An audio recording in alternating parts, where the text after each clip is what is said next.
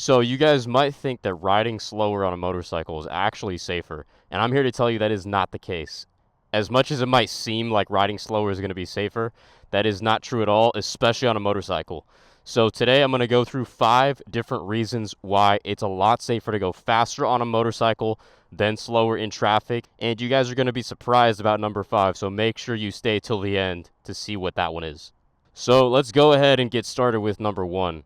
And number 1 is going to be a pretty important one, and that's going to be who is in control when you're going faster.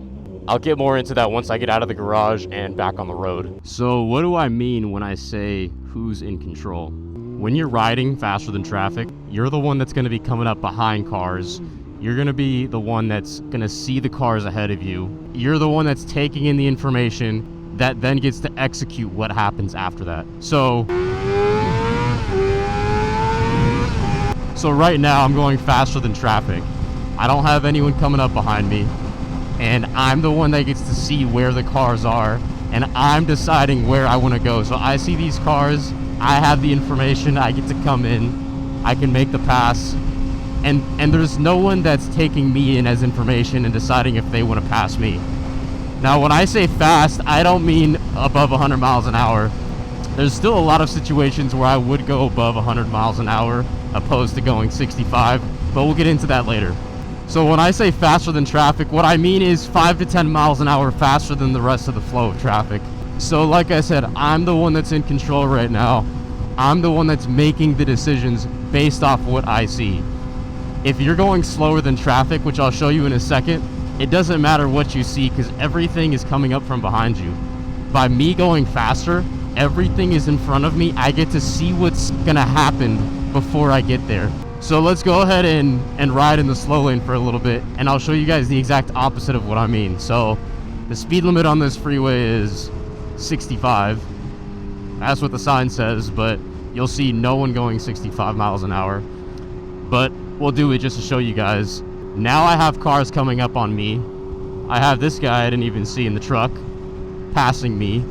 I have, you guys might not be able to see it, but I can see a truck and an SUV behind me in my mirror. There's this guy now who's looking for me. There's cars all around me right now. There's cars all around me and behind me, and they are the ones that are deciding what they want to do when they come up to me. I'm no longer in control of what's happening behind me. Unless you're staring at the rearview mirror, which you shouldn't be, especially if you're riding a bike. You're not going to know what's behind you, and it's up to them to make the right decision to not hit you, to not get in your way, whatever it is. So by me getting in the left lane and by going faster than traffic, I now get to be the one that decides where I'm going to go. I get to see everything that's happening before it happens. If you're going a little bit faster than traffic, there's not going to be many people that pass you. Yes, there's going to be people that go 100, 120, and they're going to pass you up. That's not that often. This guy, for example, he has somewhere to be. He's going faster than I'm going to go right now, so we're going to let him pass. He has some flowers to deliver, so we'll let him get those flowers delivered. But anyways, you're the one in control, and that's the main point with this. You're the one in control. You get to see what happens. Now, number 2 is going to be lane position. So if you're going fast, you're most likely, or you should be, on the left side of whatever road you're on. Also, before I even get into that, I'm going 77 miles an hour. I still have cars passing me. I still have cars coming up behind me. So maybe this is just a California thing, but you want to make sure that you're going faster than everyone else. Not by a lot, but you want to make sure that you're going faster. For the purposes of this video and my mic still getting picked up and the wind not messing up the audio, I'm not going to go too fast. But just so you guys understand, you want to be going faster than traffic. So anyways, back to what I was saying. By being in the left lane, you only have to worry about the right side of you. You don't have to worry about anything over here. It's a dead shoulder. Also, what you gain by being in the left lane is the right side of the freeway, and most roads is where there's a lot of merging going on. There's a lot of changing of speeds. There's off ramps, there's on ramps over there. So by being on the left, all you have to do is just check for one lane next to you. You don't have to worry about a whole bunch of other things going on. And most of the time, the speed on the left side is constant. It's going to be faster than the rest of the freeway, but it's all going to be moving relatively the same speed. There's not going to be a lot of changing speed like you see on the right side with the on-ramps and off-ramps. Along with that, if we go over here on the right side of the freeway, you're gonna see trailers, you're gonna see trucks, you're gonna see all these random slow vehicles that you don't want to be around. You don't just want to sit next to, because it's harder for them to see you than it is for you to see them. The last thing you want to do is be going 65 in this lane and then you have semi trucks coming up behind you trying to pass you. It's way safer if you're going faster than everyone else and you're in the left lane, and all you have to do is worry about people to the right of you.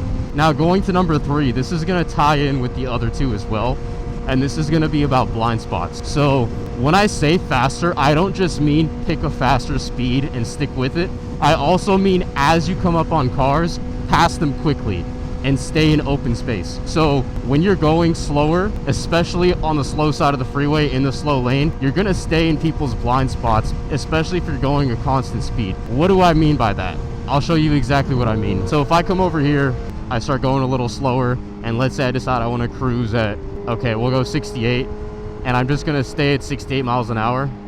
Oh, I missed 68. But you get the point. You're at a constant speed. You might end up in a situation for a little bit where you're just sitting in someone's blind spot. This guy might not even know I'm here. He might decide he needs to swerve left. He doesn't see me. And he probably can't see me because I don't see his face in the mirror. So unless he's checked his shoulder, he doesn't know I'm here. Obviously the exhaust helps, right? But that's just if you're on a sport bike and you want to be obnoxious. But if you don't want to sit in people's blind spots like that. Now, number 4, perfect example right here. You can see there's a whole bunch of cluster of cars. And if you notice on the freeway, there's always traffic in clusters. I think it's because people don't use the left to pass and then get back over, especially here in California at least. So you sometimes get people that are driving pretty slow in the left lane, and that creates these clusters of traffic. If you're consistently moving faster on a motorcycle, you're gonna find open spaces. And I can actually see one up over there where there's no cars around. So let's just assume I was going faster for a while.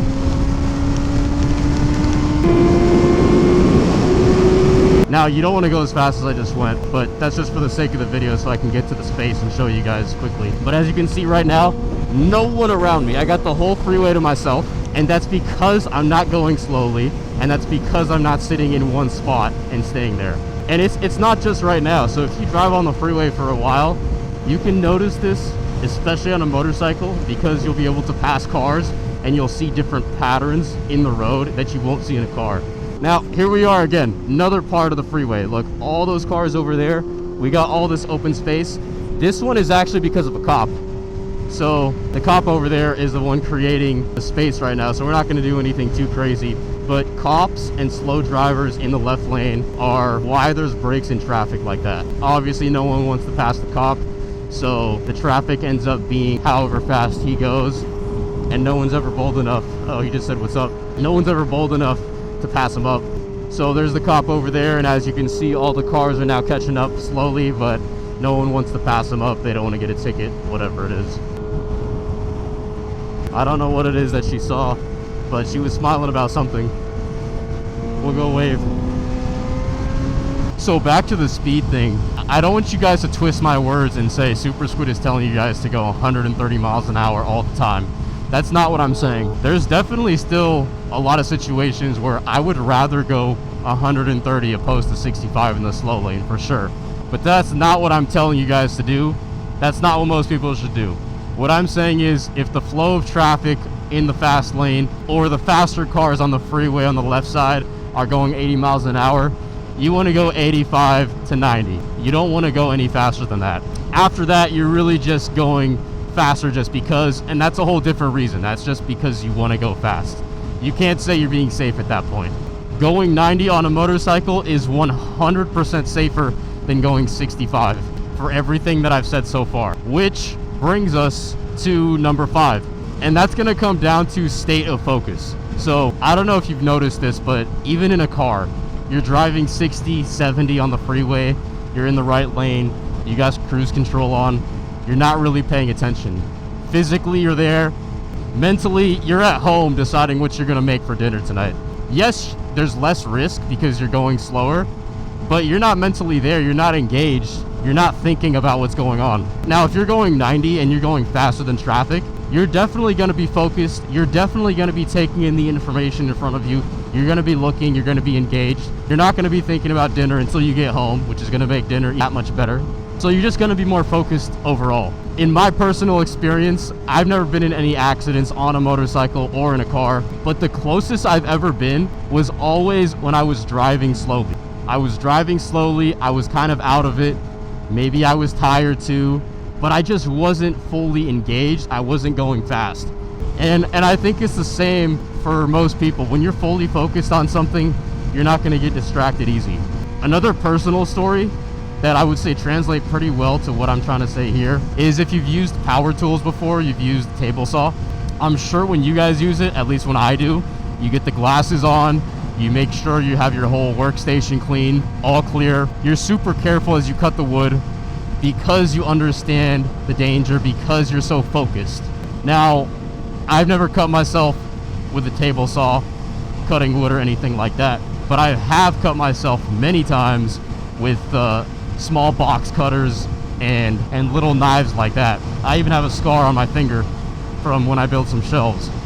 And the reason that happens is because you assume the risk is so low, your brain turns off. You go into backup mode. And that's fine, but just don't expect to be fully locked in all the time. The second you take on more risk, the second you start to do something that's a little bit more demanding, a little bit more risk, you're gonna be more focused. And you're gonna say super squid. So what you're saying is basically more risk means more focus, which means more safe. Not all the time, but at least in this situation, we're only going from 65 miles an hour to 80 to 90 miles an hour. So there's really not that much crazy risk. If you crash at 65 versus crashing at 80, yeah, you're fucked either way, but it's only a 20 mile an hour difference. So what you're gaining is worth that extra 20 miles an hour. Anyways, I hope you guys found the video useful and enjoyed it. And I know in this video, I didn't really show too much of myself going a little bit faster than traffic. I'm already going 82 and I have all these cars passing me still. And that's just because if I start going any faster, the mic quality is gonna go to shit and you guys won't be able to hear me. But hopefully you guys got the point. You wanna go faster than traffic. And this might just be a California thing when everyone's going fast anyways. But hopefully you guys get the point. And like I said, if you guys enjoyed the video, go ahead and drop a like and subscribe to the channel to see more.